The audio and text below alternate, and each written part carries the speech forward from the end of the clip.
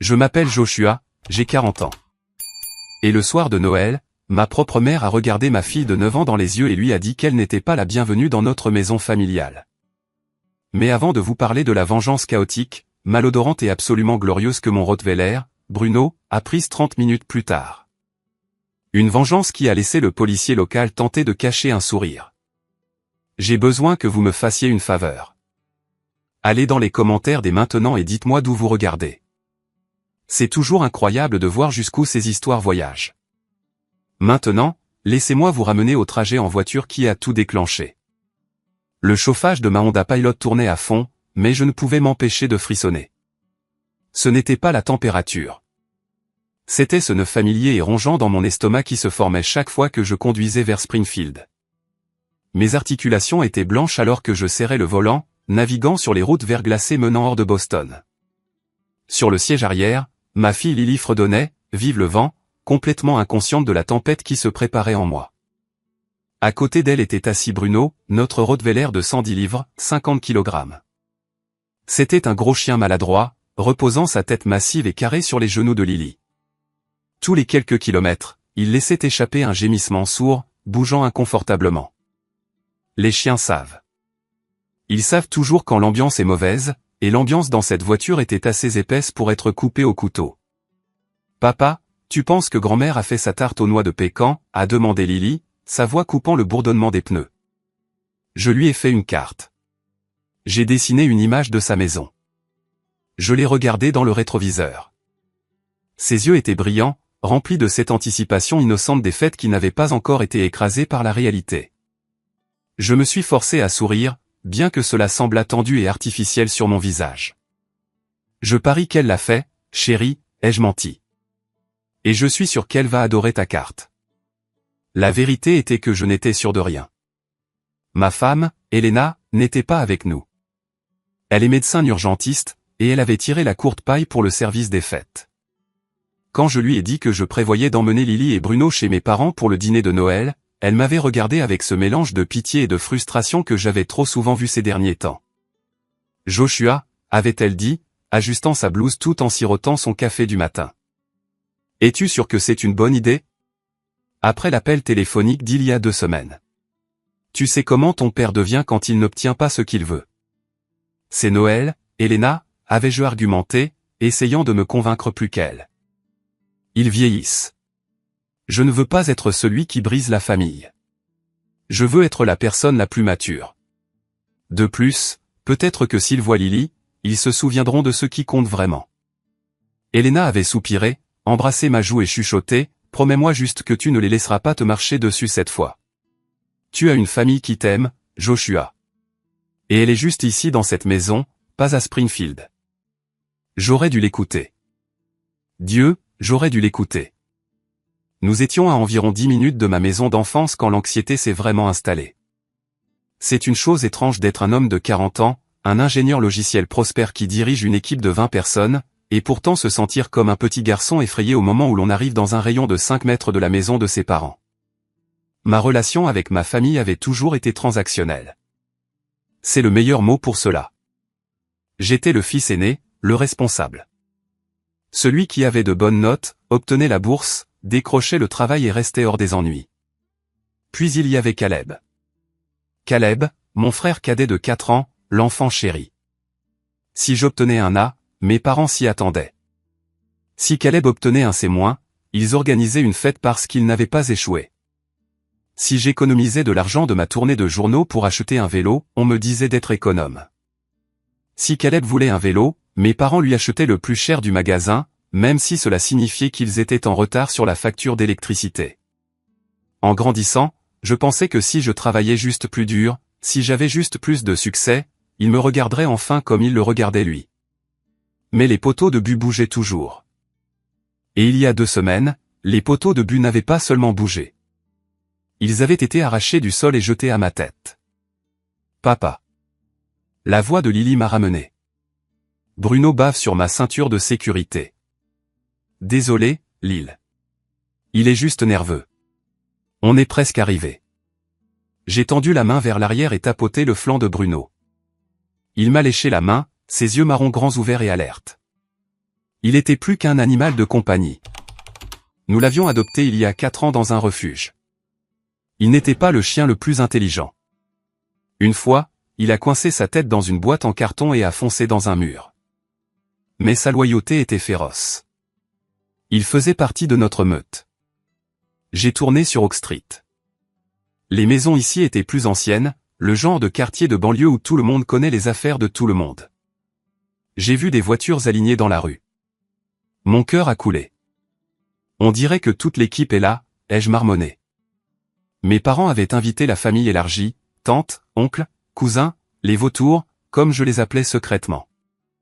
C'étaient des gens qui ne m'appelaient que lorsque leurs ordinateurs tombaient en panne ou lorsqu'ils avaient besoin de conseils sur des investissements qui se révélaient généralement être des demandes voilées d'argent. J'ai garé ma voiture sur le trottoir. Ce n'était pas une voiture tape à accent grave-l'œil, juste un SUV fiable. Je pouvais me permettre mieux. Elena et moi nous débrouillions très bien, mais nous croyions qu'il fallait vivre en dessous de nos moyens. Nous donnions la priorité à nos comptes de retraite, aux fonds universitaires de Lily et aux expériences plutôt qu'à la frime. Mon frère Caleb, d'un autre côté, conduisait une berline de luxe Louis qui coûtait plus cher que son salaire annuel. J'ai scanné l'allée. Il était là, un pick-up noir flambant neuf, jantes personnalisées surélevées. J'ai serré le volant plus fort. Caleb m'avait dit il y a 3 mois qu'il ne pouvait pas payer son loyer. Pourtant, il y avait un camion à $60 000 assis dans l'allée. D'accord. J'ai expiré, coupant le contact. Visage de poker. Joshua. Je me suis tourné vers Lily. Écoute, chérie. Grand-mère et grand-père pourraient être un peu stressés aujourd'hui. S'ils disent quelque chose de bizarre, ignore-le simplement. D'accord. Reste avec moi et Bruno. D'accord, papa. Elle a gazouillé, saisissant sa carte faite maison. Je suis sorti et j'ai mis la laisse à Bruno.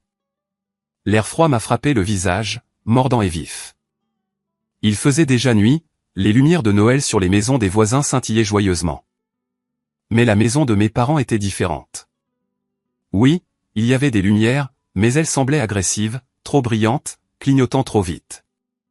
Nous avons remonté l'allée. Le gravier crissait bruyamment sous mes bottes. Je pouvais entendre des rires et de la musique venant de l'intérieur. Ça avait l'air chaleureux. Ça ressemblait au Noël que je voulais pour ma fille. Bruno a grogné bas dans sa gorge. Chut, mon garçon, ai-je chuchoté, tirant sur la laisse. Sois gentil. Mais les poils de Bruno étaient hérissés. Il s'est arrêté à mi-chemin, fixant la porte d'entrée. Il ne voulait pas entrer. Allez, Bruno. Lily l'a cajolé, tirant sur son collier. Grand-mère a de la dinde. J'ai pris une profonde inspiration, ajusté mon manteau et suis monté sur le perron. Je pouvais voir des ombres bouger derrière le verre givré de la porte d'entrée. J'ai reconnu la silhouette de ma mère, ses cheveux coiffés dans ce style rigide et auquel portait pour les fêtes. J'ai sonné à la porte. Les rires à l'intérieur ne se sont pas arrêtés, mais le mouvement près de la porte si. J'ai entendu le verrou cliquer. J'ai mis mon meilleur sourire. Le sourire d'un fils magnifique.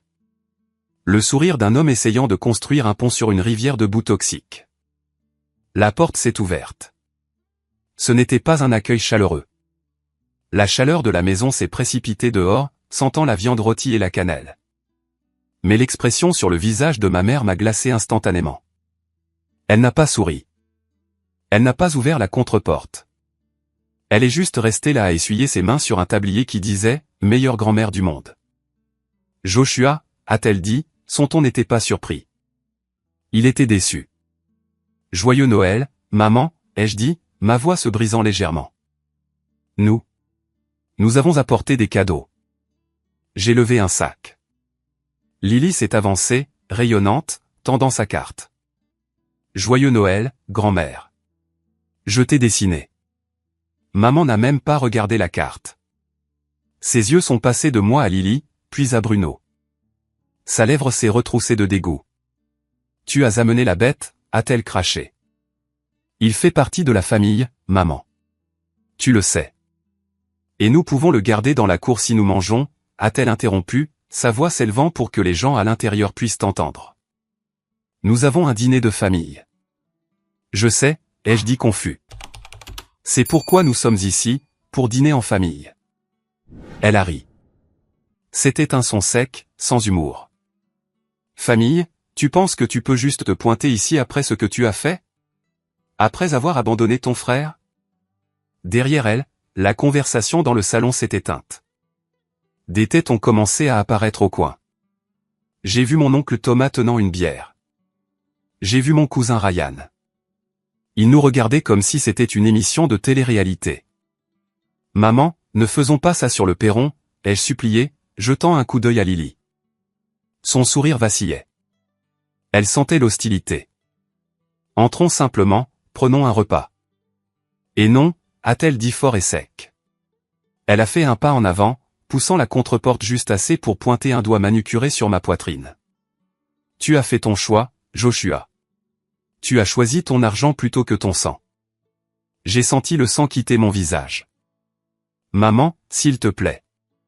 Lily est juste là. Elle a baissé les yeux vers Lily. Et c'est le moment qui me hante.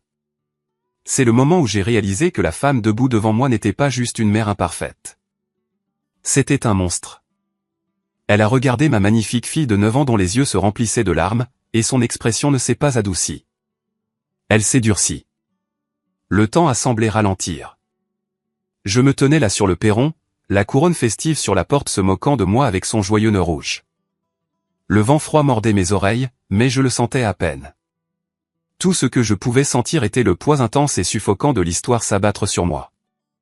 Ce n'était pas seulement à propos de ce soir. Ça ne l'est jamais. Pendant que ma mère nous fixait avec ce regard froid et mort. Mon esprit a flashé en arrière exactement 2 semaines plus tôt. L'appel téléphonique. J'étais dans mon bureau à domicile en train de revoir le code pour le lancement d'un projet majeur. Mon téléphone a sonné. Maman. J'avais répondu à la 2e sonnerie. Et, maman. Tout va bien? Ton frère a besoin d'aide, avait-elle dit, sautant le bonjour. Qu'est-ce qui s'est passé? Est-il blessé? La panique avait monté en flèche dans ma poitrine. Son entreprise, l'investissement. Ça n'a pas marché. La banque menace de prendre sa maison. Joshua, il a 30 jours. J'avais soupiré, frottant mes tempes. Les affaires de Caleb étaient une série de combines pour devenir riche rapidement qui impliquaient généralement du marketing multiniveau ou la rénovation de maisons qu'il ne savait pas réparer. De combien a-t-il besoin, maman, ai-je demandé, m'attendant à la réponse habituelle. 2000, 5000. 500 000, a-t-elle dit. J'ai failli laisser tomber le téléphone. Quoi? Un demi-million? Maman, es-tu folle? Ne me parle pas comme ça. Elle a claqué. Il a fait des erreurs. Il a emprunté à des prêteurs privés. Les intérêts, ça s'est accumulé. Mais tu les as. Nous savons que tu les as. Je n'ai pas un demi-million de dollars en liquide qui traîne. Maman. Elena les a-t-elle répliqué. Sa voix est tombée à un murmure conspirateur. Nous avons entendu parler de son héritage. Sa grand-mère est décédée le mois dernier. Tout le monde sait que la vieille dame était blindée. Je suis devenu froid. La grand-mère d'Elena était décédée. Oui, c'était une tragédie. Elle avait laissé à Elena une somme importante, plus proche de 10 millions, immobilisée dans des fiducies et des actifs. C'était de l'argent destiné à notre avenir, à Lily, à la vie que la grand-mère d'Elena voulait pour elle. Ce n'était pas une caisse noire pour les dettes de jeu ou les entreprises ratées de mon frère. C'est l'argent d'Elena, ai-je dit, ma voix ferme. Pas le mien, et certainement pas celui de Caleb. Vous êtes mariés, a crié ma mère. Ce qui est à elle est à toi. Comment peux-tu être si égoïste? Ton frère va perdre son toit. Il a un enfant. Il a un camion qui vaut plus que ma voiture. J'ai riposté. Il part en vacances à Cabo pendant que je travaille 60 heures par semaine. Non, maman. La réponse est non. Si tu ne l'aides pas, avait-elle menacé, sa voix se transformant en glace. Tu es mort pour moi. J'avais raccroché. Je pensais qu'elle bluffait. Je pensais qu'elle était juste émotive. Debout sur le perron maintenant, regardant son visage, j'ai réalisé qu'elle ne bluffait pas. Grand-mère, la voix de Lily tremblait, me sortant du souvenir. Elle a tendu la carte à nouveau, sa main tremblant. J'ai fait ça pour toi. Ma mère a regardé la carte comme si c'était une maladie contagieuse. Sortez, a-t-elle dit. Les mots ont flotté dans l'air. Simple, brutal. Quoi, ai-je chuchoté. Sortez, a-t-elle crié. Vous n'êtes pas les bienvenus, toi et ton père, ici. Lily a tressailli comme si elle avait été giflée. Elle a laissé tomber la carte. Elle a volté jusqu'au sol du perron, atterrissant face contre terre sur le paillasson qui disait « Foyer, doux foyer ». Grand-mère, qu'est-ce que j'ai fait de mal? Lily a sangloté, des larmes coulant sur ses joues. Pourquoi tu me renvoies? Tout être humain décent aurait craqué à ce moment-là. N'importe quelle grand-mère avec une once d'âme serait tombée à genoux et aurait serré cet enfant dans ses bras. Mais Margaret, je ne pouvais même plus l'appeler maman dans ma tête, a juste ricané. Ne m'appelle pas grand-mère. Mon fils est mort le jour où il a refusé d'aider son petit frère, et sa progéniture n'est pas de ma famille. Quelque chose en moi a craqué. Un câble qui retenait 40 ans de ressentiment s'est juste cisaillé en deux. Ne m'appelle pas maman, a-t-elle continué, sa voix montant en un hurlement. Tu es un étranger avide et égoïste. Comment oses-tu, ai-je grogné. Ma voix était basse, tremblant d'une rage que je ne me connaissais pas. Dis ce que tu veux sur moi. Mais tu ne parles pas à ma fille de cette façon. Je parle comme je veux dans ma maison, a-t-elle crié en retour. Soudain, la porte a été grande ouverte. Mon père, Robert, est sorti. C'était un grand homme, aux épaules larges avec un visage qui était en permanence rouge à cause de l'hypertension et du whisky. Il ne m'a pas regardé. Il a regardé le public qui se rassemblait derrière lui dans le couloir. C'est quoi ce vacarme, a-t-il beuglé, bien qu'il sût exactement ce que c'était. Il essaie de forcer le passage. Robert, a menti ma mère, pointant un doigt tremblant vers moi. Il a amené ce chien bestial pour nous menacer. Bruno ne menaçait personne. Il était pressé contre ma jambe, gémissant, sentant l'agression. Il était un protecteur, oui, mais il était confus. Papa, ai-je dit, essayant une dernière fois de faire appel à la raison. Nous venons de conduire 2 heures. C'est Noël. Pouvons-nous s'il vous plaît juste. Tu as du culot, a interrompu mon père, sortant sur le perron. Il me dominait, de montrer ton visage ici. La foule de parents s'est déversée dehors maintenant, environ 10 d'entre eux. Oncle Thomas, tante Martha, cousin Ryan, même la femme de mon frère, Sarah. Ils formaient un demi-cercle derrière mes parents, bras croisés, visage sombre. On aurait dit un tribunal. Regardez-le, a annoncé mon père au groupe, faisant un geste vers moi comme si j'étais une attraction de cirque. Le traître. L'homme qui est assis sur un tas d'or pendant que sa propre chair et son propre sang font face à la ruine. Papa, arrête, ai-je dit, mes mains se serrant en poing. Tu ne connais pas toute l'histoire. J'en sais assez. Il a rugi. Je sais que ta femme a eu 10 millions de dollars. 10 millions. Et tu n'épargnerais pas 500 000 dollars pour sauver la maison de ton frère. Pour sauver l'héritage familial. Héritage? J'ai ri. Un son amer et aigu. Quel héritage, papa? L'héritage de permettre à Caleb de faire n'importe quoi. L'héritage de prendre de moi pour donner à lui. J'ai vu un mouvement à l'arrière du groupe. C'était Caleb, l'enfant chéri. Il s'effrayait un chemin à travers les parents. Il portait un pull en cachemire et tenait un verre de scotch coûteux. Il n'avait pas l'air ruiné. Il avait l'air à l'aise. Il avait l'air suffisant. Il s'est tenu à côté de papa, s'appuyant contre le cadre de la porte. Il m'a regardé de haut en bas, souriant, ce sourire narquois qui me donnait envie de frapper un mur quand nous étions adolescents.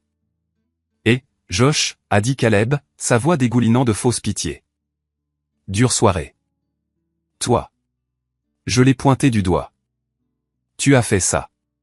Tu leur as menti. Je n'ai menti sur rien. Caleb a haussé les épaules. Je leur ai juste dit que tu t'en fichais. Que tu étais trop occupé à compter l'argent de ta femme pour aider la famille. Ce n'est pas mon argent, Caleb. Et ce n'est certainement pas le tien. C'est l'argent de la famille. Mon père a crié. Quand tu te maries, tu ne fais qu'un. C'est bien son nos biens. C'est comme ça qu'une famille fonctionne. J'ai regardé autour de moi les visages de mes proches. Les vautours, oncle Thomas secouait la tête vers moi, prenant une gorgée de sa bière. C'est froid, Joshua, a marmonné Thomas. Tournez le dos à ton frère. Je pensais qu'on t'avait mieux élevé. Ouais, a renchéri cousin Ryan. Vraiment égoïste, mec. Les gens ici luttent et toi tu amasses des millions. Je me sentais comme dans la 4e dimension. Ces gens pour qui j'avais aidé à réparer des voitures, à qui j'avais prêté de l'argent pour des urgences qui n'avaient jamais été remboursées, me jugeaient. J'ai baissé les yeux vers Lily. Elle tremblait, enfouissant son visage dans mon manteau. Papa, je veux rentrer à la maison, a-t-elle chuchoté.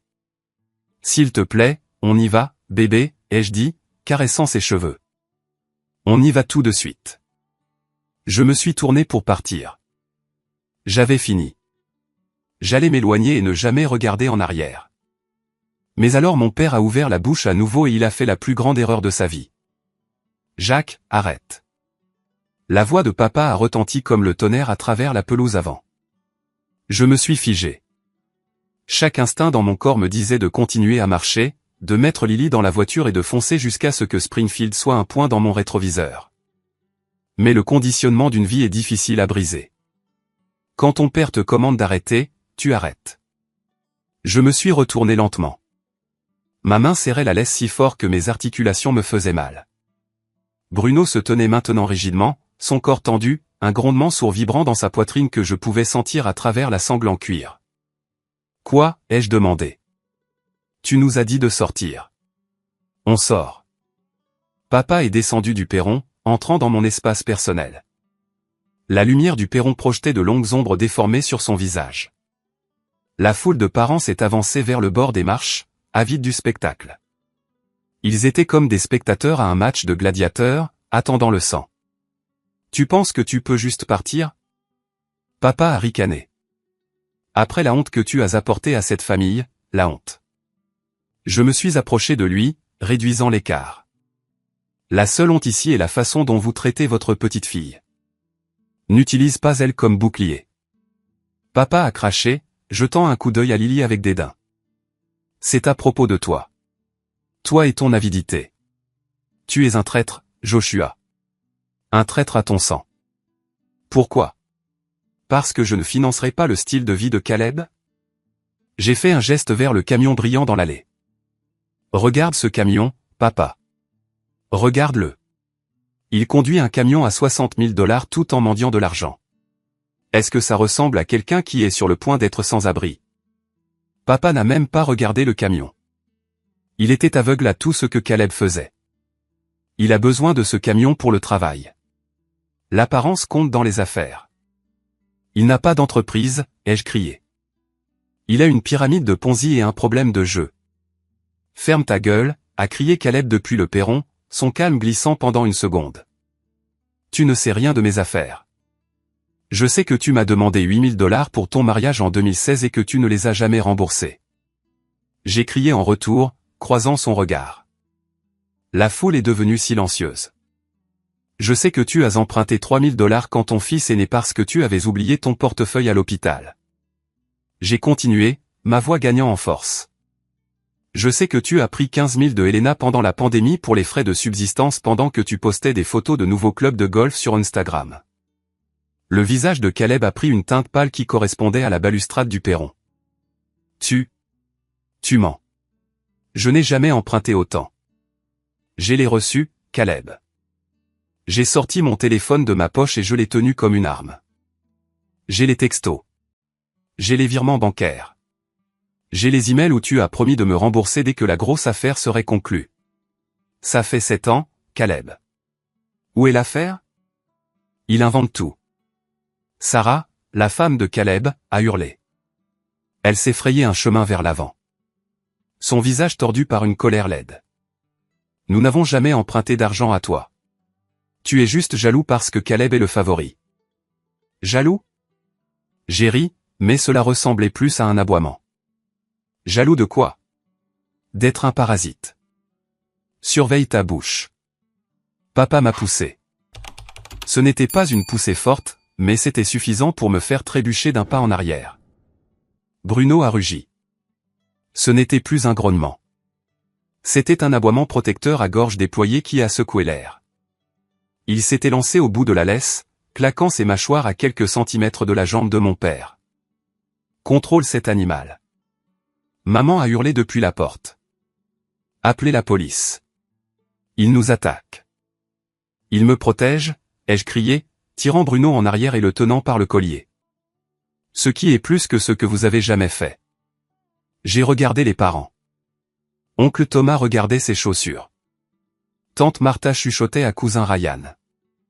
Vous restez tous là et vous me jugez, ai-je dit, s'adressant à la foule. Oncle Thomas, tu te souviens quand on toi fuyait l'hiver dernier?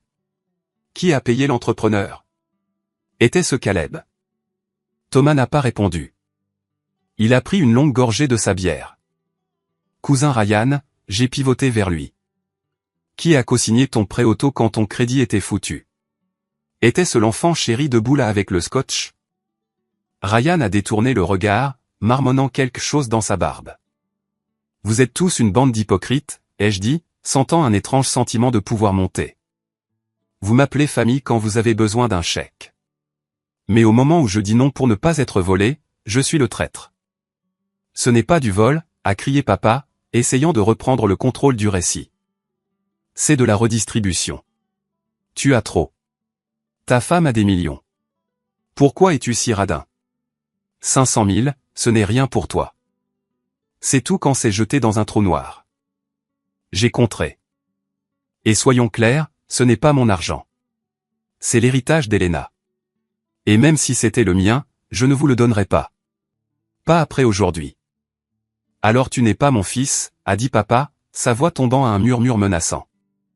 Si tu pars maintenant, ne reviens jamais. Tu es coupé des vivres. Pas d'héritage pour toi. J'ai failli rire. Héritage? Papa, vous avez refinancé cette maison 3 fois. Vous n'avez rien à hériter. C'est moi qui vous envoie de l'argent pour vos ordonnances chaque mois. Ça a touché un nerf. Le visage de papa est devenu violet. Espèce de morveux ingrat. Juste à ce moment-là, une petite voix s'est élevée du fond de la foule. C'était tante Clara, la jeune sœur de ma mère. C'était la calme, celle qui s'asseyait toujours dans un coin lors des fêtes. Il a raison, Robert, a dit Clara, sa voix tremblante mais audible. Tout le monde s'est tourné pour la regarder. Ma mère avait l'air d'être sur le point d'exploser. Tais-toi, Clara. Non. Clara s'est avancée, se tordant les mains. Joshua a payé mon opération de la cataracte l'année dernière. Il ne l'a dit à personne. Il l'a juste fait. Et je sais pertinemment qu'il a remboursé la dette de carte de crédit de Caleb il y a 3 ans parce que Sarah me l'a dit. Menteuse, a crié Sarah, se jetant vers Clara. Je n'ai jamais dit ça. Tu l'as dit, a insisté Clara, des larmes se formant dans ses yeux. Tu t'es vanté de la facilité avec laquelle tu lui soutirais de l'argent. Assez. Maman a crié. Rentre à l'intérieur, Clara. Tu es sénile. Elle a tourné son regard vers moi. La haine dans ses yeux était absolue. Elle savait qu'il perdait l'argument. Les faits étaient sortis. Les vautours commençaient à avoir l'air mal à l'aise. Le récit de moi étant le méchant s'effondrait. Alors, elle a fait la seule chose qu'elle savait faire. Elle a visé la cible la plus faible. Elle a regardé Lily, qui s'accrochait à ma jambe, terrifiée par les cris. Regarde là. Maman a ricané, pointant ma fille, pleurant comme un bébé. Faible, tout comme son père, élevant une morveuse gâtée qui pense que le monde lui doit tout. Elle a 9 ans, ai-je crié. Elle est inutile, a dit maman. Peu importe. Prends-la et pars. Tu n'es pas ma seule petite fille de toute façon. La femme de Caleb est enceinte d'un garçon, un vrai héritier. Nous n'avons pas besoin de toi ou de ta fille. Le monde s'est arrêté.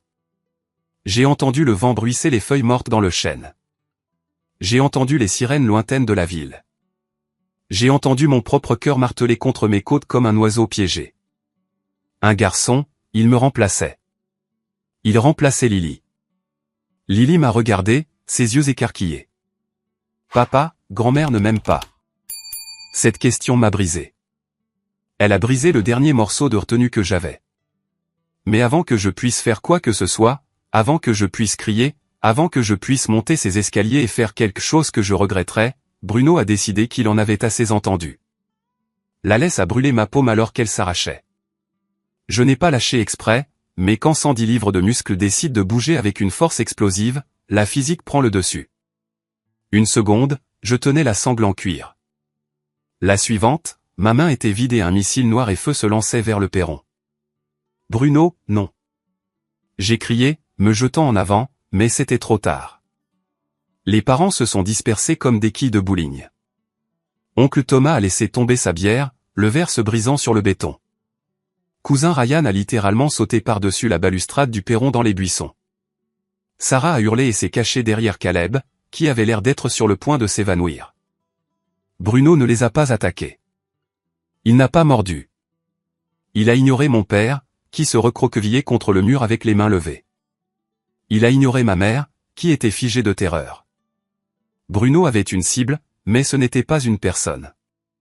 Il a foncé à travers la porte d'entrée ouverte, ses griffes cherchant de l'adhérence sur le parquet ciré de l'entrée. La nourriture, a crié ma mère, sa paralysie se brisant. Arrêtez-le. Il va vers la salle à manger. J'ai couru dans les escaliers, bousculant mon père stupéfait. Bruno, viens ici. J'ai fait irruption dans la maison. L'air chaud et l'odeur de nourriture m'ont frappé instantanément.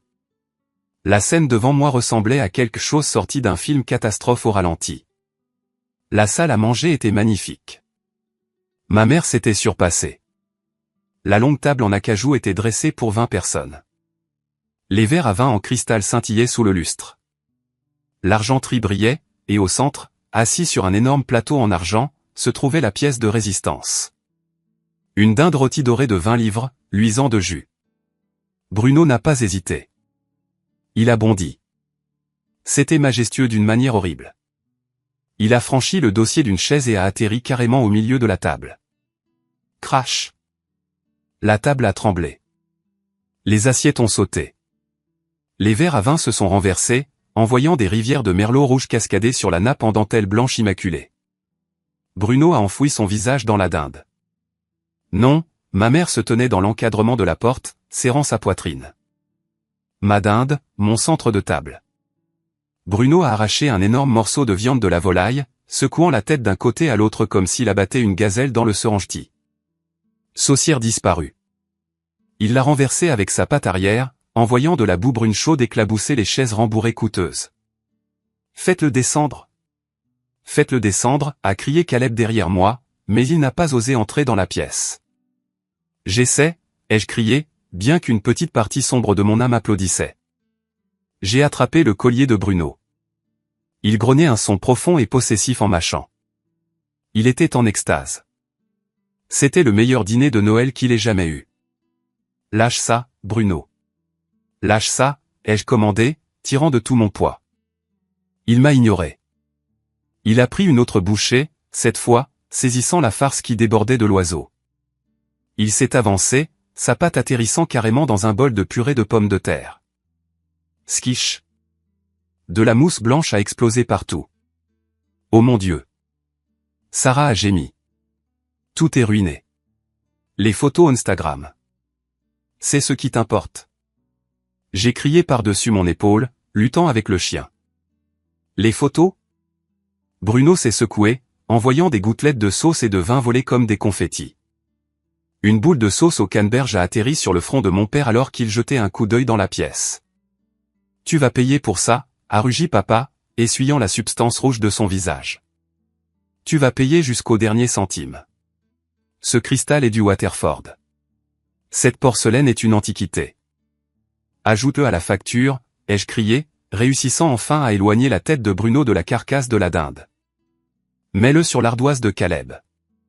Bruno n'avait pas fini. Il était frénétique, essayant de manger le plus possible avant que le plaisir ne se termine.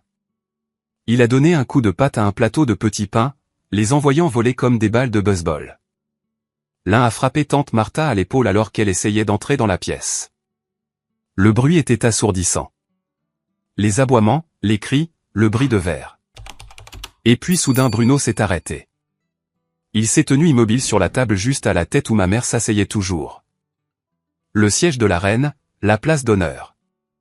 Il a regardé autour de la pièce, haletant. Il m'a regardé. Il a regardé ma mère, qui pleurait ouvertement maintenant, fixant son festin détruit. Il s'arrête, a dit Caleb, s'avançant prudemment. Attrape-le maintenant. Attends, ai-je dit. Je connaissais ce regard. Je connaissais cette posture. Bruno a arqué son dos. Il s'est accroupi légèrement. Non, a chuchoté ma mère.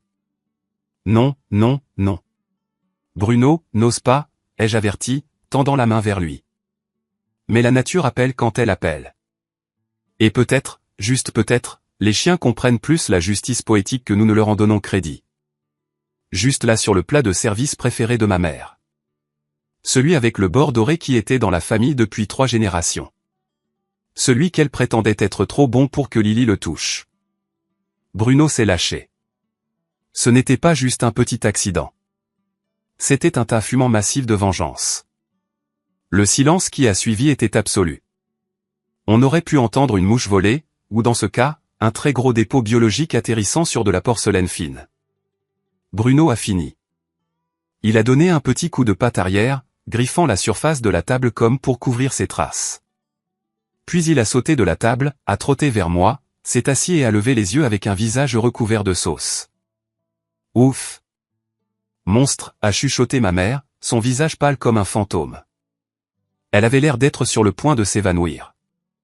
Oh mon Dieu! Sarah a eu un haut le cœur, se couvrant le nez. L'odeur!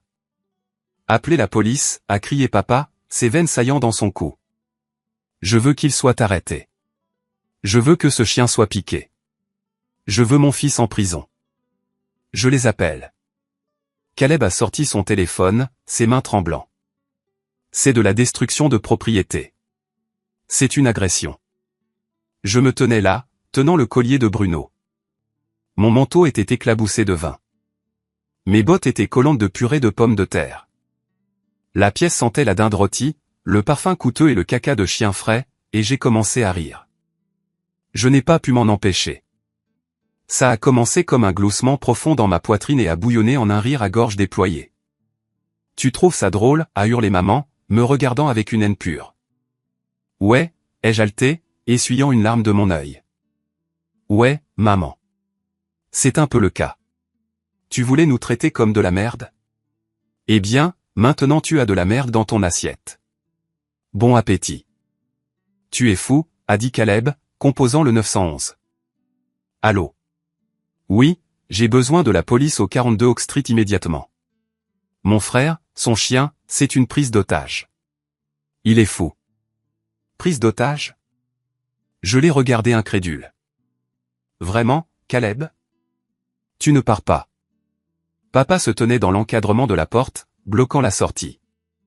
Il a saisi un lourd chandelier en laiton sur le buffet. Tu restes ici jusqu'à ce que les flics arrivent. Tu vas payer pour ça. Je ne vais nulle part, ai-je dit, mon rire s'estompant dans un calme froid. J'attendrai la police parce que j'ai quelque chose à leur dire aussi. J'ai baissé les yeux vers Lily, qui se tenait dans le couloir, jetant un coup d'œil. Ses yeux étaient écarquillés, mais elle ne pleurait plus. Elle regardait la table. Puis elle m'a regardé et un petit sourire malicieux a tiré le coin de sa bouche. Bon chien, Bruno, a-t-elle chuchoté. Les 20 minutes d'attente pour la police ont été les plus longues de ma vie. Les vautours s'étaient retirés dans le salon, chuchotant furieusement. Ma mère était assise sur une chaise de cuisine, fixant le mur d'un air vide, refusant de regarder la salle à manger. Mon père faisait les 100 pas, gardant la porte d'entrée comme un directeur de prison, marmonnant à propos de procès et de dommages. Caleb et Sarah étaient dans le coin, se disputant à voix basse. On ne peut pas les laisser regarder les dossiers financiers. J'ai entendu Sarah siffler. Tais-toi, a rétorqué Caleb. Concentre-toi juste sur le chien. Je me tenais dans le couloir avec Lily et Bruno. J'avais utilisé des serviettes pour essuyer la sauce du visage de Bruno. Il faisait actuellement la sieste sur le tapis, complètement indifférent au chaos qu'il avait causé. Enfin, des lumières bleues clignotantes ont inondé les murs du salon. Ils sont là, a annoncé papa triomphalement. Il a ouvert la porte avant même que l'officier ne puisse frapper. Officier, arrêtez-le. Arrêtez cet homme et sa bête vicieuse. 2 officiers sont entrés. L'un était une jeune recrue qui avait l'air dépassée. L'autre était un homme plus âgé, aux cheveux gris, avec un badge qui disait « Sergent Miller ». Je l'ai reconnu. Il avait été l'entraîneur de mon équipe de Ligue Junior il y a 30 ans. « Robert, calmez-vous », a dit le sergent Miller, entrant dans le hall. Personne ne va être arrêté tant que je n'aurai pas compris ce qui se passe. Nous avons reçu un appel concernant une prise d'otage. Il nous a terrorisés, a crié maman, reprenant vie. Elle a pointé un doigt tremblant vers moi. Il a lancé cet animal sur nous. Il a tout détruit. Des dizaines de milliers de dollars de dégâts. Miller m'a regardé, puis a baissé les yeux vers Bruno, qui tapait de la queue sur le sol. « C'est ça l'animal » a demandé Miller. « Oui, c'est un tueur » a renchéri Sarah. « Et, coach Miller » ai-je dit en levant les mains. « Ça fait longtemps. » Miller a plissé les yeux vers moi. « Joshua. Joshua Evans. C'est moi. » « C'est un criminel » a interrompu papa. « Regardez la salle à manger. Regardez juste. » Miller a soupiré et est entré dans la salle à manger. La recrue a suivi. J'ai entendu une inspiration brusque, suivie d'une toux qui ressemblait étrangement à un rire réprimé. Miller est ressorti un instant plus tard. Son visage était stoïque, mais ses yeux dansaient. « Eh bien » a dit Miller, s'éclaircissant la gorge. « C'est un sacré bazar. » Et le chien a définitivement laissé sa marque sur l'assiette. « Je veux porter plainte » a exigé papa. Destruction de propriété, détresse émotionnelle, agression avec une arme mortelle. Techniquement, a traîné Miller, sortant un carnet.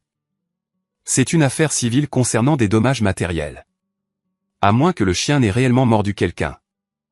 Il a essayé, a menti Caleb. Il s'est jeté sur moi. A-t-il établi le contact, a demandé Miller. Non, mais... Alors ce n'est pas un cas de morsure. Miller l'a coupé. Il s'est tourné vers moi. Joshua, pourquoi ton chien mange-t-il la dinde de Noël? Parce qu'ils nous ont mis à la porte. Officier, ai-je dit clairement. Ma mère a dit à ma fille de 9 ans de sortir et qu'elle n'était pas la bienvenue. Quand nous avons essayé de partir, mon père nous a bloqués et a commencé à crier. Le chien a eu peur et a couru à l'intérieur. Menteur, a crié maman. Nous n'avons jamais. J'ai tout en vidéo, a dit une voix. Tout le monde s'est retourné. C'était Madame Higgins, la voisine d'à côté. Elle se tenait dans l'encadrement de la porte ouverte, serrant son téléphone dans un peignoir rose duveteux. J'ai entendu les cris, a dit Madame Higgins, ajustant ses lunettes. Je suis sorti pour vérifier. J'ai tout enregistré depuis mon Porsche. Margaret, je t'ai entendu dire à cette petite fille qu'elle n'était pas ta seule petite fille. Honte à toi. Le visage de ma mère est passé de pâle à rouge betterave. Ne te mêle pas de ça, Gladys, a crié papa. Et, a continué Madame Higgins, tendant le téléphone à l'officier Miller. J'ai entendu la partie où Robert a admis avoir exigé de l'argent de Joshua. Miller a pris le téléphone. Il a regardé la vidéo pendant quelques secondes. Il a levé les yeux vers mes parents. Le regard de déception sur son visage était pire que toute colère. Robert, Margaret, a dit Miller doucement. C'est Noël. Vous vous battez pour de l'argent. C'est l'argent de la famille, a insisté papa. Mais sa voix manquait de sa puissance habituelle. Il nous doit. Nous perdons la maison à cause de lui. Attendez, ai-je dit en m'avançant. Qu'est-ce que tu as dit? Papa s'est figé. Il a réalisé qu'il en avait trop dit. Qu'est-ce que tu veux dire par vous perdez la maison, ai-je demandé, regardant de papa à Caleb. Je pensais que c'était la maison de Caleb qui était en danger. Silence. Caleb a regardé le sol. Sarah a commencé à se mordre la lèvre. Robert, a sifflé maman. Tais-toi. Non, ai-je dit, les pièces s'emboîtant enfin dans mon cerveau. Le désespoir, l'agression, la pure panique pour les 500 000 $. Ce n'est pas la maison de Caleb, n'est-ce pas? C'est cette maison. Nous avons co-signé, a lâché Sarah. Elle ne pouvait plus se retenir. Ils ont co-signé pour le prêt commercial de Caleb, et il a mis cette maison en garantie. Sarah, a rugi Caleb. Je m'en fiche, a crié Sarah en retour, des larmes coulant sur son visage. C'est fini, Caleb. Ils doivent savoir. Si nous ne payons pas la banque avant le 15 janvier, ils prennent tout. Cette maison, notre maison, les voitures, tout. J'ai fixé mes parents. Ils se tenaient là, dépouillés de leur fierté, dépouillés de leurs mensonges. Vous avez parié votre maison, ai-je chuchoté. Votre maison payée sur l'une des combines de Caleb? C'était sûr, a marmonné papa, l'air vaincu. Le minage de crypto. Il a dit que c'était sûr. Minage de crypto? J'ai regardé Caleb. Tu as parié leur maison sur la crypto? Ça s'est effondré. Caleb s'est défendu faiblement. Ce n'était pas ma faute. Et vous vouliez que je répare ça, ai-je dit, ma voix froide. Vous vouliez que je prenne l'héritage d'Elena, l'argent pour lequel sa grand-mère a travaillé 50 ans, et que je le jette dans le puits de ta stupidité. Nous sommes une famille, a sangloté maman. Tu dois nous aider. Tu ne peux pas nous laisser être sans abri. Je les ai regardés. Vraiment regardés. J'ai vu la peur dans leurs yeux. Oui, mais j'ai aussi vu le sentiment d'avoir tous les droits. Même maintenant, après tout, ils ne demandaient pas pardon. Ils exigeaient un renflouement. Ils ne se souciaient pas de moi. Ils ne se souciaient pas de Lily. Ils ne se souciaient que du chéquier. J'ai regardé la salle à manger où l'œuvre d'art de Bruno fumait encore sur l'assiette. C'était une métaphore parfaite pour cette famille. Un extérieur sophistiqué cachant un tas de merde. Non, ai-je dit. Quoi, a chuchoté maman. Non, ai-je répété plus fort. Je ne vous aiderai pas. Je ne vous donnerai pas un sou. Tu ne peux pas faire ça. Papa s'est avancé, levant un poing. L'officier Miller s'est interposé entre nous, sa main reposant sur son tasé. Robert, reculez. Joshua, s'il vous plaît. Joshua, s'il te plaît, a supplié Caleb, saisissant mon bras. J'irai en prison. Il y avait de la fraude impliquée. J'ai truqué les chiffres sur la demande. Si la banque saisit, ils enquêteront. Ils découvriront. J'ai retiré mon bras comme s'il me brûlait. Alors tu ferais mieux de commencer à chercher un bon avocat, ai-je dit. Parce que je ne paierai pas pour ça non plus. Je me suis tourné vers l'officier Miller. Officier, donnez-moi l'amende, ai-je dit calmement. Je paierai pour les dommages causés par mon chien. Je paierai pour la dinde, les assiettes, le nettoyage du tapis, peu importe ce que ça coûte. Joshua, a commencé Miller. Écrivez-la juste, ai-je insisté. Je veux que tout soit documenté. Je veux une trace écrite qui dit que j'ai payé ma dette envers cette famille pour que, quand je franchirai cette porte, je ne leur doive absolument rien. Miller a hoché la tête lentement. Il a sorti son carnet de contraventions. Ça va être salé, a-t-il averti. Infraction civile, destruction de propriété, probablement quelques milliers. Ça vaut chaque centime, ai-je dit. J'ai regardé mes parents une dernière fois. Ils semblaient petits, rétrécis. Le pouvoir qu'ils avaient détenu sur moi pendant 40 ans. La culpabilité, l'obligation, la peur s'étaient évaporées. Vous avez 30 jours.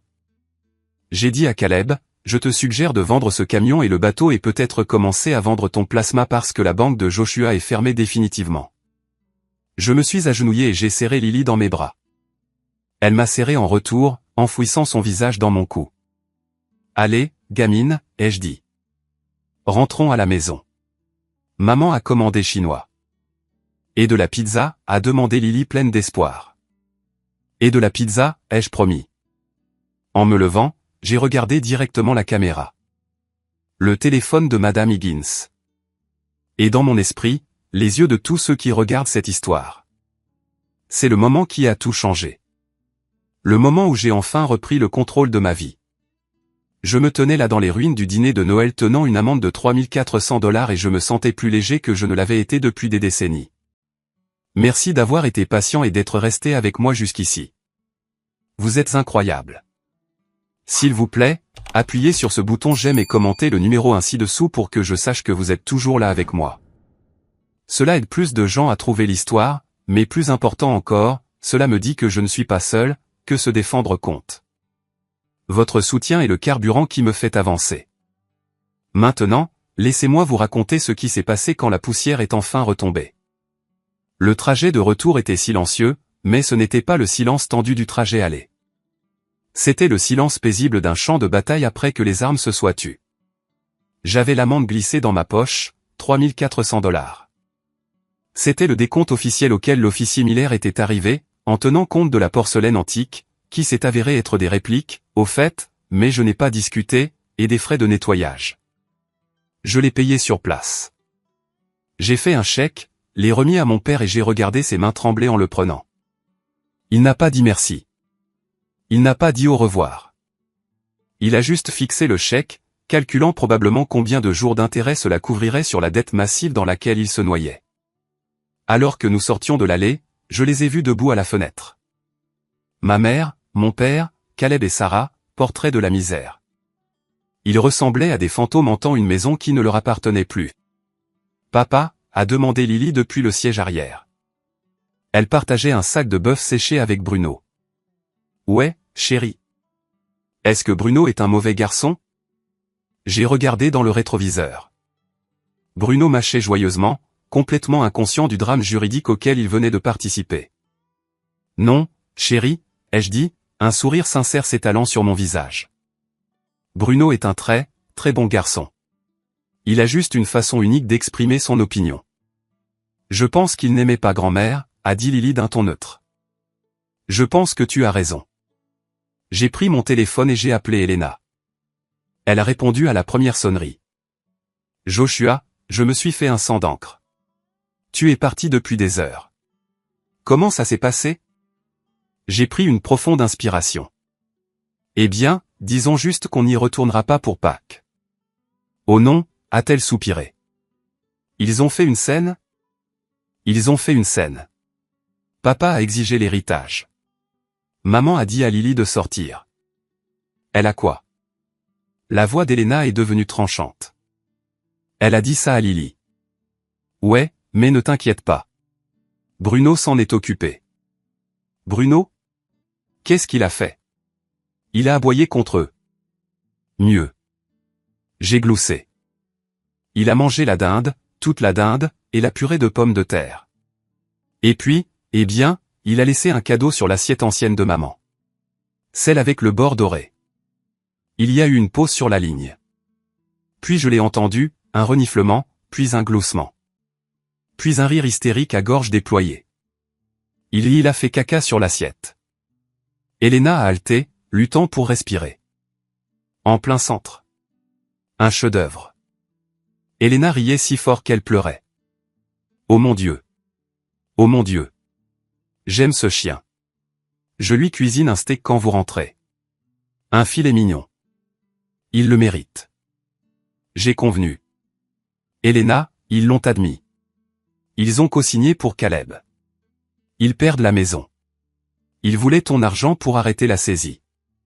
Le rire s'est arrêté instantanément. Ils ont parié leur maison. Ouais. Et je leur ai dit non. Je les ai coupés des vivres, Elena. Pour de bon. Je leur ai dit que j'avais fini. Je suis fier de toi, a-t-elle dit doucement. Je sais à quel point c'était dur. Ça l'était, ai-je admis, sentant les larmes piquer mes yeux à nouveau. Mais en regardant Lily, sachant qu'il la jetterait de côté pour Caleb, ça a rendu les choses faciles. Rentre à la maison, a-t-elle dit. Je quitte l'hôpital maintenant. Je serai là avant toi. On aura notre propre Noël. On est en route. J'ai raccroché et regardé la route devant moi. La neige s'était arrêtée. Le ciel s'éclaircissait, révélant quelques étoiles. J'ai pensé au chèque que j'avais écrit. 3400 $. Beaucoup d'argent pour un dîner que nous n'avions pas mangé. Mais alors que je m'éloignais du marécage toxique qu'était ma maison d'enfance, j'ai réalisé que c'était le prix le moins cher que j'ai jamais payé pour la liberté. J'avais passé 40 ans à essayer d'acheter leur amour avec de bonnes notes, avec de l'obéissance, avec des prêts, avec du silence. Et ce soir, pour le prix d'une dinde détruite et d'une facture de nettoyage de tapis, j'avais acheté quelque chose de bien plus précieux. Ma dignité. Et le regard sur le visage de ma mère quand Bruno est monté sur la table. Ça n'avait pas de prix. Les 3 jours suivant Noël ont été surréalistes. C'était comme vivre dans l'œil d'un ouragan. La tempête était passée, détruisant le paysage de mon passé. Mais l'air autour de moi semblait étrangement calme. Elena, Lily et moi sommes restés à la maison. Nous avons éteint nos téléphones. Nous avons commandé des plats à emporter. Nous avons regardé des films. Nous avons construit un fort de couverture dans le salon qui aurait rendu jaloux un architecte. Pour la première fois depuis des années, je ne redoutais pas un coup de téléphone. Je ne vérifiais pas mon compte bancaire pour voir si un virement était passé pour aider Caleb. Je me sentais plus léger, mais je savais que ce n'était pas fini. On ne renverse pas un régime vieux de 40 ans sans une contre-attaque finale. C'est arrivé le 28 décembre vers 19h. C'était un mardi. La neige avait recommencé, recouvrant notre allée d'un manteau blanc frais. Nous étions dans la cuisine en train de faire du chocolat chaud. Elena riait de quelque chose que Lily avait dit, et Bruno ronflait bruyamment près de la porte arrière. Puis la lumière du détecteur de mouvement sur le garage a inondé l'allée. J'ai jeté un coup d'œil au moniteur de sécurité monté sur le mur de la cuisine. Mon estomac s'est noué, non pas de peur, mais d'une résolution froide et dure. 2 voitures, la Buick de mon père et le camion massif et odieux de Caleb. Ils sont là, ai-je dit calmement. Elena a arrêté de remuer le cacao. Son visage s'est durci. Tu veux que j'appelle la police? Non, ai-je dit en marchant vers la fenêtre. Pas encore. Je veux gérer ça. Je viens avec toi, a-t-elle dit, saisissant son manteau. Non, reste avec Lily. Je ne veux pas qu'elle les voie. J'ai baissé les yeux vers Bruno. Il avait levé la tête, ses oreilles dressées. Un grognement sourd a commencé dans sa gorge, vibrant à travers le plancher. Mais je vais prendre des renforts. J'ai clipsé la laisse sur le collier de Bruno. Prêt, mon garçon? Il s'est levé, secouant sa sieste. Il savait. J'ai marché vers la porte d'entrée, allumé la lumière du perron et je suis sorti. Je n'ai pas descendu l'allée. Je suis resté juste là sur la marche supérieure, croisant les bras. Bruno s'est assis à côté de me, une sentinelle silencieuse noire et feu. Mon père a été le premier à sortir. Il avait l'air plus vieux qu'il y a 3 jours. Ses épaules étaient affaissées, son visage gris sous la lumière LED crue. Ma mère est restée dans la voiture, refusant de me regarder. Caleb a sauté de son camion, claquant la porte. Sarah était avec lui, l'air nerveuse. Ils ont remonté l'allée, mais ils se sont arrêtés à environ 20 pieds, 6 mètres. Bruno a laissé échapper un seul aboiement sec. Ce n'était pas agressif, juste un avertissement. C'est mon territoire. Joshua, a dit mon père. Sa voix était rauque. Robert, ai-je répondu. Je ne l'ai pas appelé papa. Je ne pouvais pas. Nous devons parler, a-t-il dit, déplaçant son poids. Nous devons régler ça. Je pensais que nous avions réglé ça, ai-je dit, mon souffle formant un panache dans l'air froid. J'ai payé l'amende. J'ai payé pour les dégâts. Nous n'avons plus rien à discuter. Ne sois pas comme ça, a dit Caleb, s'avançant. Il a essayé de mettre son charme habituel, ce sourire qu'il avait sorti de tout. Écoute, frérot, c'était une soirée folle.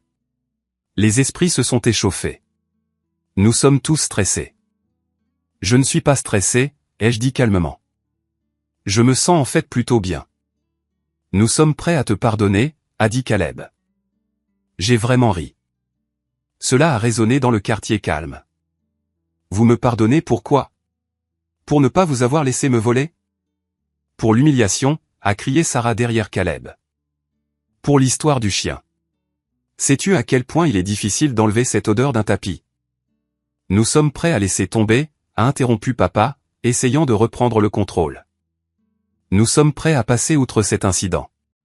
Nous sommes une famille, Joshua. Les familles se battent, mais elles pardonnent. Arrêtez vos conneries, ai-je dit, ma voix devenant d'acier. Pourquoi êtes-vous ici? Vraiment? Papa a regardé Caleb. Caleb a regardé ses bottes. La banque a appelé aujourd'hui, a chuchoté papa. Ils avancent l'échéance. Ils ont trouvé des irrégularités dans la demande de prêt de Caleb. Fraude. Je l'ai corrigé. Ils ont trouvé une fraude. Si nous ne fournissons pas un paiement significatif d'ici le 1er du mois, a continué papa, ignorant mon commentaire. Ils vont tout geler. Ils vont prendre la maison, Joshua. La maison où tu as grandi. Et, ai-je demandé. Et nous avons besoin de l'argent, a dit papa, sa voix montant en désespoir. Nous avons besoin des 500 000 ou au moins la moitié juste pour les retarder. Je vous l'ai dit. J'ai dit non. Tu laisserais tes parents être sans abri? Maman a baissé la vitre de sa voiture et a crié. Ses cheveux étaient en désordre, ses yeux sauvages. Après tout ce que nous avons fait pour toi, nous t'avons élevé. Nous t'avons nourri. Et puis tu me rejettes au moment où je cesse d'être utile. Utile? J'ai crié en retour. Tu as dit à ma fille de sortir. Tu m'as dit que j'étais mort pour toi. Eh bien, félicitations, Margaret. Tu as obtenu ton souhait. Le fils que tu cherches ne vit pas ici. Nous te poursuivrons en justice, a hurlé Caleb, son visage devenant rouge. Nous te poursuivrons pour diffamation, pour la détresse émotionnelle causée par ton chien. Nous te prendrons tout ce que tu as. J'ai souri. C'était le sourire d'un homme tenant une quinte flush royale alors que son adversaire tient une paire de 2. Allez-y, ai-je dit. Mais avant de le faire, tu devrais vérifier tes emails, Caleb. Caleb s'est figé. Quoi? Mon avocat, Andrew, tu le connais? Major de sa promotion à Harvard. Il t'a envoyé une lettre de mise en demeure formelle il y a environ 1 heure. Nous exigeons le remboursement des 58 420 $ que tu me dois plus les intérêts. Tu ne peux pas faire ça, a bégayé Caleb. Oh, je peux. Et je l'ai fait. Tu as 30 jours, Caleb. Si l'argent n'est pas sur mon compte, Andrew dépose la plainte. Et comme tu es déjà sous surveillance pour fraude bancaire, imagine ce qui se passera quand le tribunal commencera à fouiller dans tes finances. Imagine ce que l'IRS pensera de tous ces cadeaux que tu n'as jamais déclarés. Caleb avait l'air d'être sur le point de vomir. Sarah a saisi son bras pour se stabiliser. Tu bluffes, a dit papa, mais ses yeux étaient remplis de peur. Et c'est pour voir, ai-je dit. Tu veux parler de famille? La famille paie ses dettes. La famille ne vole pas. Tu as 30 jours. Joshua, s'il te plaît. La voix de papa s'est brisée. Il a fait un pas en avant, ses mains tendues dans un geste de supplication. Nous sommes désespérés. Nous n'avons nulle part où aller. Bruno s'est levé et a grogné. C'était un grondement profond de tonnerre. Papa s'est arrêté net. Tu as un camion à 60 000 $. J'ai pointé le véhicule de Caleb. Vends-le. Tu as un bateau. Vends-le. Tu as des bijoux. Vends-les. Tu as une maison pleine de meubles anciens. Vends-les. Débrouille-toi. Tout comme j'ai dû me débrouiller quand j'avais 22 ans et que tu ne voulais pas co-signer mon prêt étudiant parce que tu économisais de l'argent pour l'année sabbatique de Caleb en Europe. Je te hais. Maman a crié depuis la voiture. Je regrette que tu sois né. Le sentiment est mutuel concernant cette conversation. Ai-je dit, maintenant, sortez de ma propriété ou je lâche le chien et cette fois il ne mangera pas juste de la dinde. C'était un bluff. Je ne laisserai jamais Bruno blesser qui que ce soit. Mais ils ne le savaient pas. Ils avaient vu de quoi il était capable. Caleb a reculé vers son camion. Sarah était déjà à l'intérieur en train de sangloter. Papa est resté là une dernière seconde à me regarder. Il cherchait une trace du garçon obéissant qu'il avait élevé. Il n'a trouvé qu'un étranger. Il s'est retourné, et retourné à sa buick et est monté. Je les ai regardés reculer hors de l'allée. J'ai regardé leurs feux arrière disparaître dans la rue. Je suis resté là dans le froid pendant un long moment. J'avais besoin de sentir le froid. J'avais besoin de savoir que j'étais éveillé. Quand je suis finalement rentré, Elena m'attendait dans le couloir. Elle n'a rien dit. Elle a juste passé ses bras autour de moi et m'a serré. C'est fini, ai-je chuchoté. C'est fini, a-t-elle convenu. Les semaines suivantes ont été un flou d'activités, mais c'était un chaos productif. Fidèle à ma parole, je n'ai pas levé le petit doigt pour les aider. J'ai entendu par tante Clara, qui m'a appelé en secret, que les retombées ont été catastrophiques. Caleb a essayé de vendre le camion, mais il devait plus que la valeur du véhicule. Il a fini par obtenir une fraction de ce qu'il valait. Il a dû aller voir un prêteur sur gage, essentiellement un usurier avec une vitrine, pour me rembourser. Il était terrifié par mon avocat. Le 29e jour, un virement bancaire est arrivé sur mon compte. 58 420 $. Pas un centime d'intérêt, mais je m'en fichais. J'avais récupéré mon capital. Mais la maison à Springfield était une autre histoire. Ils n'ont pas pu la sauver. La banque n'était pas intéressée par les excuses de Caleb. Ils ont saisi. Mes parents ont reçu un avis d'expulsion. Ils ont dû emballer 40 ans d'accumulation et déménager dans un appartement locatif de 2 chambres dans le mauvais quartier de la ville. Je n'ai rien ressenti, ni joie, ni tristesse, juste une reconnaissance clinique de cause à effet. Si vous allumez un feu dans votre salon, votre maison brûle. C'est de la physique simple. Mais le plus grand changement ne se produisait pas à Springfield. Il se produisait dans notre maison. Un soir fin janvier, Elena et moi étions assis à la table du dîner. Lily dormait. « Je ne veux plus vivre ici », a dit Elena soudainement. J'ai levé les yeux de mon ordinateur portable. « Ici à Boston ? » « Nous sommes trop proches », a-t-elle dit. Chaque fois qu'une voiture passe lentement, je me crispe. Je ne veux pas que Lily regarde par-dessus son épaule. Je ne veux pas tomber sur ton cousin Ryan à l'épicerie. J'ai hoché la tête lentement. Elle avait raison. La proximité physique était une laisse. Tant que nous étions à distance de conduite, le fantôme de ma famille nous entrait. « Où veux-tu aller ?» ai-je demandé. « N'importe où », a-t-elle dit. Quelque part de chaud. Quelque part qu'ils ne connaissent pas. Nous avons sorti une carte. Nous avons regardé les offres d'emploi. Depuis la pandémie, toute mon équipe était passée en télétravail. Je pouvais travailler depuis la Lune tant que j'avais le Wi-Fi. Elena était médecin urgentiste. Elle pouvait trouver du travail n'importe où dans le pays en une semaine. Nous avons opté pour Austin, au Texas.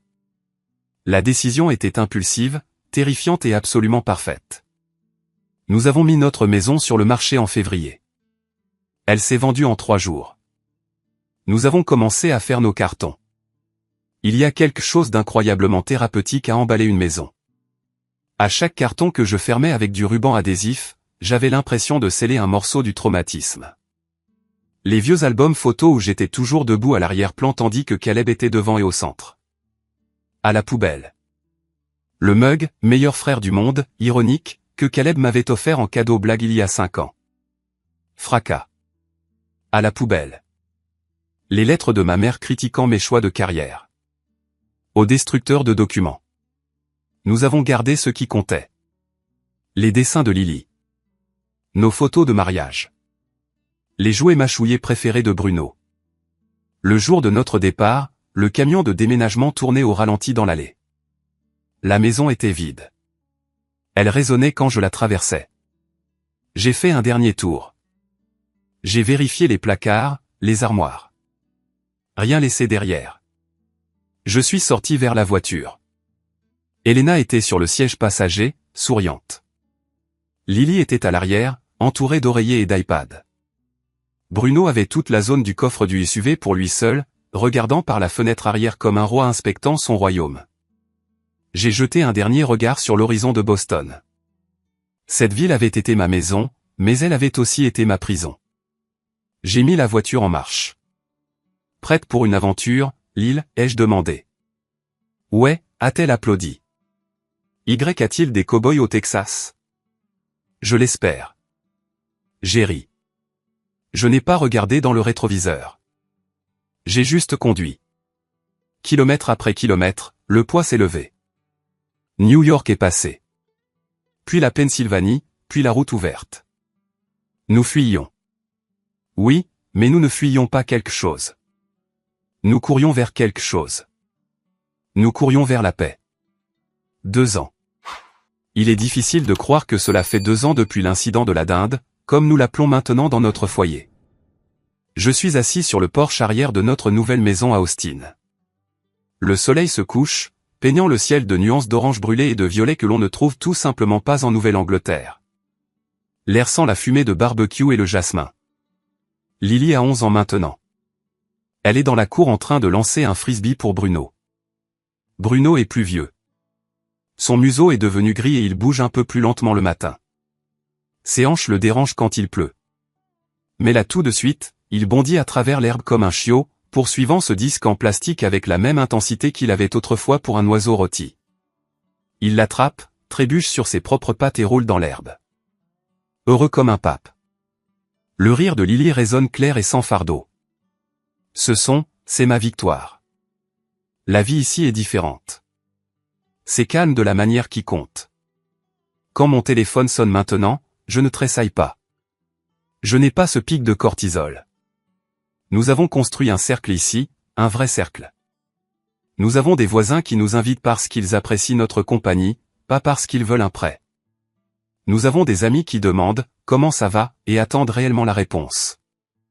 Et nous avons de la famille. Les parents d'Elena, Tom et Linda, ont déménagé ici environ 6 mois après nous. Ils ont acheté un petit condo à 20 minutes.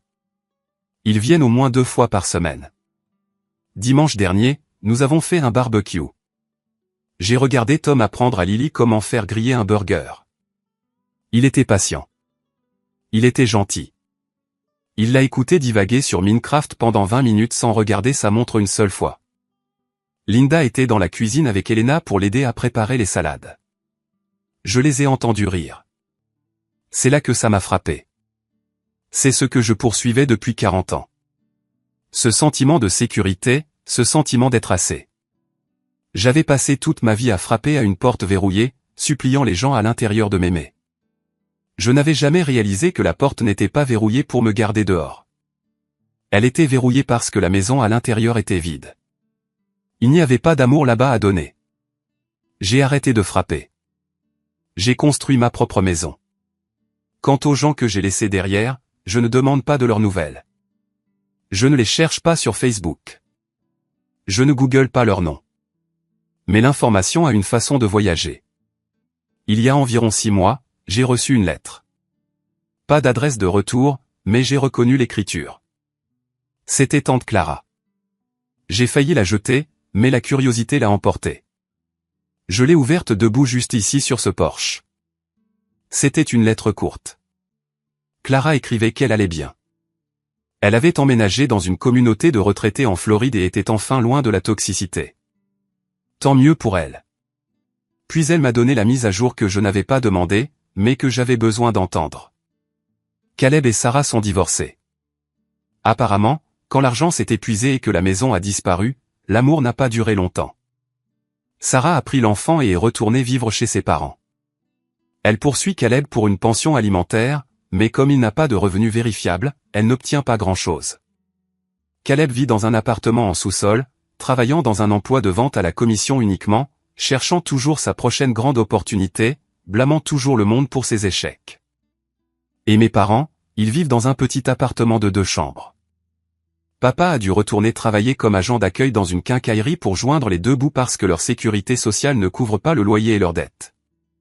Maman passe apparemment ses journées à se plaindre à quiconque veut bien l'écouter de son fils ingrat qui les a abandonnés et a volé leur petite fille.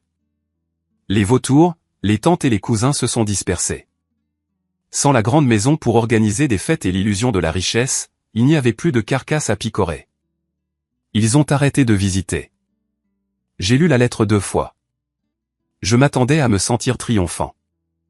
Je m'attendais à ressentir une poussée de « je vous l'avais bien dit », mais non. J'ai ressenti de la pitié. Pas le genre de pitié qui vous donne envie de tendre la main et d'aider. Non, cette partie de moi est morte et enterrée. C'était la pitié que l'on ressent quand on voit un personnage dans un film faire le même mauvais choix encore et encore jusqu'au générique de fin. Ils ont choisi l'argent plutôt que la famille. Ils ont choisi l'ego plutôt que l'amour. Et maintenant ils n'ont ni argent ni famille. Ils sont seuls dans une prison de leur propre fabrication. J'ai plié la lettre et je suis rentré. Je ne l'ai pas cachée à Elena. Je la lui ai montrée. Elle l'a lue, a haussé les épaules et l'a jetée dans le bac de recyclage. Les hamburgers sont prêts, a-t-elle dit. J'arrive, ai-je répondu. C'était ça. C'était la conclusion. Un morceau de papier dans le bac de recyclage pris en sandwich entre un prospectus publicitaire et une boîte de céréales vide. Je suis ressorti pour appeler Lily pour le dîner. Lily, à table. J'arrive, papa, a-t-elle crié. Viens, Bruno. Elle a couru dans les escaliers, essoufflée et en sueur. Elle m'a serré la taille. Papa. Ouais, gamine. Grand-père Tom a dit qu'il allait m'emmener à la pêche le week-end prochain. Bruno peut venir? Je ne vois pas pourquoi pas. J'ai souri. Ne le laisse juste pas manger l'appât. Il ne le fera pas. Elle a gloussé. C'est un bon garçon. Elle a couru à l'intérieur. Bruno a trotté dans les escaliers, haletant. Il s'est arrêté devant moi et a poussé ma main avec son nez humide. Je me suis accroupi et j'ai regardé dans ses yeux. Ses grands yeux marron loyaux. Tu es vraiment un bon garçon, lui ai-je chuchoté. Tu nous as sauvés, tu le sais? Il m'a léché le visage, sa queue battant la mesure contre la terrasse. Les gens me disent que j'ai été courageux de les couper des vivres. Ils me disent que j'ai été fort, mais la vérité est que j'étais juste fatigué. J'étais fatigué de me noyer. J'ai regardé le coucher de soleil une dernière fois. Le ciel était d'un violet brillant maintenant. J'ai pensé à l'homme que j'étais il y a 2 ans. L'homme frissonnant dans la voiture, terrifié par le jugement de sa mère. Cet homme est parti. À sa place se trouve un père qui sait que son travail n'est pas d'être un bon fils pour des abuseurs. Son travail est d'être un bouclier pour sa fille. Je me suis levé, j'ai pris une profonde inspiration de l'air chaud du Texas et je suis rentré pour dîner avec ma famille. Ma vraie famille. La table était dressée, non pas avec du cristal fantaisie ou de la porcelaine antique, juste des assiettes dépareillées que nous avions achetées chez Target. Il n'y avait pas de dinde, juste des burgers et de la salade de pommes de terre. Mais la pièce était remplie de rire. Elle était remplie de chaleur. Et le plus important, tout le monde assis à cette table voulait être là. Et pour info, Bruno a eu un burger avec du fromage. A Javi ayer que si se acordaban de él. ¿Quién? Tenía una voz muy grave, muy varonil. Voy a decir uno u otro ¿Quién? nombre. Santi, Una voz así. Naranja, Milton. ¿Milton? No, Milton no. Era ¿Quién? ¿Cómo se llama? No, estaba en la serie. Ay, Dios mío. Era Ay, se cayó. Era un dios. No. Edu. Me hice amiga de él y él me contó que ¿Edu quería qué? que le presentara porque me hice amiga de Dani. No, Dani. ¿cómo se llama? Dani. Te lo dije ayer, Javi. ¿Cómo se llama? Bueno, digamos. No, espérate, yo quiero saber ese No, chisme. esto está remelo, marica. Ya están tirando con nombres Espérate. reales, marica. Y mira, que vamos a descubrir quién es Ya quién es. son personajes ya. ¿Quién es Espérate, quién? yo lo tengo agregado. Espérame. Ojo. Ay, esa Julieta. Hazte para allá. Así personal. Entonces, Saben por que la eso nada digan Roberto. el nombre real de Julieta, marica. Yo quiero Imagínate saber que salga quién el es. nombre. Por eso Roberto dice que Julieta se quejaba mucho de la noche oscura, pero era igualita a ella. No es cierto. Y aquí hombre, está la portavoz de Julieta, como su amiga íntima, para Pero decirle eres que muy no íntima era de ella, así. ¿eh? Eres muy íntima de ella. Creo que vives con Dice, ella, ¿eh? Violeta es Sí, una ya. amiga que no soy yo, dice. Sí. Yo siento que cuando ella, ¿Cómo cuando se Julieta llama? se conecta, Que ella yo se le va. iba a invitar a la serie porque me acordé Pero ¿te acuerdas cómo, y de cómo era? a Colala. No, era el que te le dije ayer. ¿Te acuerdas Que de ya su no haces nacionalidad? directo desde hace rato. ¿Te acuerdas de su nacionalidad? 14. 14. No. Era, bueno, no, 14 14 no. Hermano, Güey, ¿cuántos Era nombres han dicho en un momento? ¿cómo se llama? De verdad. Demasiados. ¿no? ¿Tú hiciste una fiesta con Julieta? Es que Y yo se no quejaba de la tengo. noche oscura. Es que por eso mismo se piensa que Julieta estuvo con todos, pero Julieta no estuvo con ninguno, nada más No, estuvo es- con Romeo. Si una era la noche oscura, esta es un eclipse, parce. ¿Qué? Sí, marica. Ahí se la verga. Espérame, A ver, Julieta. estoy buscando Dijo, en mi... en Julieta mis- dijo en que mis- no anduvo con ninguno, nomás anduvo con uno, ¿verdad? Sí. Igual que la noche oscura. No, pero eso está confirmado. Hay mensajes de texto donde está quedando, saliendo con los demás. O sea, Julieta ni Mierda. siquiera, ni siquiera salió o estuvo quedando, ligando con alguien más. La noche oscura, sí. Y hay mensajes y hay videos, A ver, mándale Puta, los Karen. mensajes a Roberto. Es que Julieta ya no tiene ese No. teléfono. ¿Cómo se llama? Mierda. Esa pelada sabe todo de Julieta, marica.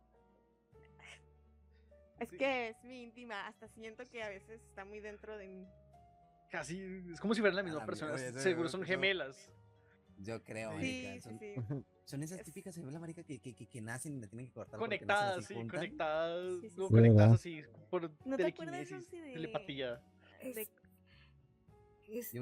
Yo un día conocí a una gemela, ¿Te marica, acuerdas me de qué dijeron que serie cuando era? una gemela sentía la otra cosa que la otra gemela sentía. Ella Se lo estaba dije sufriendo porque ayer. tenía un novio y decía, tipo, Hasta Era- Sayul estaba ahí y le dije, Sayul, Pero- ¿te Eso acuerdas es de- horrible, porque pues una se da cuenta cuando la otra está ¿Qué te haciendo dijo otras ayer? cosas. Javi. Pero ¿estás de acuerdo que Julieta imagínate que aún están sigue peleando con el novio enamorado y la de nada. No, ya están bien. Panda? ¿Te estás dando cuenta que Julieta sigue enamorada de Romeo y está intensa sabiendo quién es el nombre? A ver, Julieta ya tomó su camino porque Romeo también tomó el suyo. Romeo ahorita tiene pareja y Julieta respeta que tenga pareja. Algo que Roberto No Gómez creo. Bolaño no, Roberto Gómez Bolaño no está respetando de que Romeo tenga Oh. pareja y de repente lo interroga y el pobrecito se sienta acorralado. Cosa que Julieta también regañó a Roberto Gómez Bolaño porque Julieta quiere Eso que está muy Romeo sea intenso. feliz. No, Yo no, no, creo- yo pero siento- Julieta me dijo No, por el era pinganillo que le el- dijera todo eso. ¿Cómo se llama? No es cierto, yo estaba en el pingan, digo, Julieta. Cierta. yo estaba- ¿Cómo?